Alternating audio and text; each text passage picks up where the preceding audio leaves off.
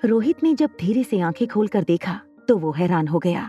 दरवाजे से एक मध्यम कद की लड़की चेहरे पर घूंघट ओढ़े रोहित के पास चली आ रही थी। उस लड़की ने शादी का जोड़ा पहन रखा था और सर से पांव तक गहनों से सजी हुई थी। लड़की धीरे से रोहित के पास आकर बैठ गई। रोहित ये देखकर हैरान हो गया कि शादी के जोड़े में जो लड़की अभी अभी उसके बेडरूम में आई थी वो और कोई नहीं बल्कि अनिका थी। जैसे ही आर्यन ने श्रेया से कहा कि मैं स्कूल जाने के लिए तैयार हूँ, आर्यन का हाथ पकड़कर श्रेया ने उसे कार में बैठा दिया। स्कूल आते ही श्रेया ने आर्यन को स्कूल के गेट पर सिक्योरिटी गार्ड के हवाले किया और फोन पर बात करते हुए फिर से कार में बैठकर चली गई। आर्यन चुपचाप स्कूल के स्टाफ को देख रहा था। जैसे ही आर्यन क्लासरूम में पहुंचा, मिष्का दौड़कर आर्यन के पास आई और उससे कहने लगी, आज यश तुम्हें छोड़ेगा नहीं, तुम देख लेना, आज तो तुम जरूर रोते हुए चिल्लाने लगोगी। आर्यन ज्यादा बातें करने वाला बच्चा नहीं था, इसलिए वो सिर्फ गुस्से से मिष्का की ओर देखने लगा। जैसे ही किन्नरी टीचर क्लासरूम में आई, किन्नरी टीचर का ध्यान बेंच पर बैठे आर्यन पर पड़ा। वो आर्यन के पास आई और फिर उसे गौर से देखते हुए कहने लगी, वाह, आज नन्ही परी रिया तो कुछ ज्यादा ही सुंदर लग रही है। थोड़ी देर क्लास अटेंड करने के बाद क्लास में एक 10 मिनट का इंटरवल ब्रेक अनाउंस हुआ। आर्यन टीचर से परमिशन लेकर क्लासरूम से बाहर जाने लगा। आर्यन ने रिया का स्कूल यूनिफॉर्म तो पहन लिया था, मगर वो ये भूल गया कि उसे टॉयलेट यूज करते वक्त गर्ल्स टॉयलेट में जाना था। क्लासरूम से बाहर निकलने के बाद आर्यन दौड़कर अपनी आदत अनुसार बॉयज वॉशरूम में चला गया। यश, जिसे अपनी क्लास में भी 10 मिनट का ब्रेक मिला था, वो अपनी क्लास से निकलकर रिया की क्लास के पास रिया को ढूंढने आया था। जब उसने देखा कि रिया अपनी बेंच पर नहीं बैठी है, तो वो स्कूल कॉरिडोर में रिया को ढूंढने लगा। फिर उसे लगा कि इससे पहले कि रिया को ढूंढा जाए, क्यों ना अपने आप को हल्का कर लिया जाए। यश वॉशरूम यूज करने के लिए बॉयज टॉयलेट के अंदर गया। रिया को बॉयज वॉशरूम में देखकर यश जोर से चिल्लाने लगा, तुम सचमुच लड़का बन गई, तुम सचमुच लड़का बन गई। आर्यन को तभी इस बात का एहसास हुआ कि वो जल्दी जल्दी में बॉयज वॉशरूम यूज कर रहा था। जैसे ही आर्यन का नेचर कॉल खत्म हुआ, आर्यन बड़े ही शांति से बिना यश को देखे वॉश बेसिन में अपने हाथ धोने लगा। यश पीछे खड़े रहकर मिरर में आर्यन को देखकर कहने लगा, कल तक तो तुम एक लड़की थी, आज लड़का कैसे बन गई? चैलेंज पूरी करने के लिए तुमने अपने आप को लड़के में बदल दिया। बिना कुछ कहे बड़े ही एटीट्यूड के साथ आर्यन ने हाँ में अपना सर हिला दिया।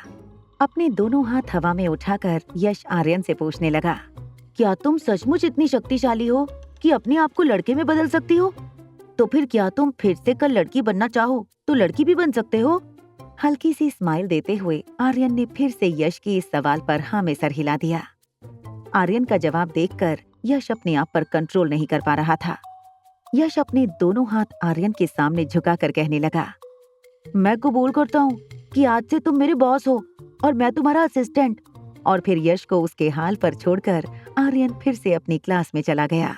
जैसे ही आर्यन क्लास में अपनी सीट पर जाकर बैठा, मिष्का आकर आर्यन की आंखों में देखने लगी, मगर वो ये जानकर हैरान हो गई कि आर्यन की आंखें तो बिल्कुल सूखी थीं। दरअसल जब मिष्का ने ये देखा था कि यश रिया को पागलों की तरह पूरी स्कूल में ढूंढ रहा था, तो उसे इस बात का यकीन हो गया था कि जब भी रिया उसे बाहर मिलेगी, यश उसे ऐसा सबक सिखाएगा कि रिया रोते हुए क्लास के अंदर आएगी। मगर इस वक्त रिया की आंखों में उसे पानी की एक बूंद भी नजर नहीं आई, जो देखकर मिष्का हैरान हो गई। इतना ही नहीं, कुछ देर बाद यश दौड़कर क्लासरूम के अंदर आया और रिया की टेबल पर एप्पल जूस रखते हुए बोला, बॉस, आपके लिए एप्पल जूस। अगर आपको ये नहीं पसंद हो तो कल से ऑरेंज जूस लेकर आऊंगा। आप बस मुझे बता दीजिएगा कि मुझे क्या करना होगा। यश के मुंह से रिया के लिए ऐसी बातें सुनकर पूरा क्लास शॉक हो गया था। अचानक ही पूरी क्लास में शांति के बीच मिष्का के जोर जोर से रोने की आवाज आने लगी। मिष्का को अपनी किस्मत पर भरोसा नहीं हो रहा था। जो लड़का स्कूल का सबसे खतरनाक स्टूडेंट माना जाता था, आज उसने सबके सामने रिया को बॉस कह दिया था। वो रिया जो मिष्का की सबसे बड़ी दुश्मन थी। मिष्का अपनी बेंच पर बैठकर फूट फूट कर रोने लगी। देखते ही देखते पूरी क्लासरूम में ये बात फैल गई थी कि रिया अपने आप को लड़के में बदल सकती थी। रिया के पास ऐसे पावर है, ये सुनकर पूरा का पूरा क्लासरूम उसे एक अलग ही नजरिए से देखने लगा था। तभी एक छोटी सी बच्ची आर्यन के पास आई और उससे कहने लगी, हेलो रिया, मेरा नाम पिंकी गुलेरिया है। आर्यन ने उस बच्ची से पूछा, बताओ क्या हुआ, तुम क्या बात करना चाहती हो मुझसे? पिंकी गुलेरिया यश गुलेरिया की कजन बहन थी। उस लड़की की आंखों में डर साफ नजर आ रहा था, मगर थोड़ी सी हिम्मत जुटाकर अटकते अटकते उस बच्ची ने आर्यन से पूछा, क्या तुम मुझे भी लड़का बना सकते हो? नहीं, कोई तुम्हें बदल नहीं सकता। भगवान ने हमें जो बनाया है वो हमारे अच्छे के लिए ही है और हमें उसी के साथ रहना चाहिए। हाँ, मेरे पास कुछ पावर है, मगर उससे मैं सिर्फ अपने आप को बदल सकता हूँ, तुम्हें नहीं। आर्यन के मुंह से ये बात सुनकर पिंकी के चेहरे पर मायूसी छा गई। वो मुड़कर फिर से अपनी जगह पर जाने लगी। तभी आर्यन ने उसे रोककर पूछा, पिंकी, क्या मैं जान सकता हूँ कि तुम बॉय क्यों बनना चाहती हो? दबी हुई आवाज में अपनी नजरें झुकाकर पिंकी ने आर्यन से कहा, अपनी मम्मा के लिए। मेरी मम्मा हमेशा कहती हैं, काश तुम एक लड़का होती।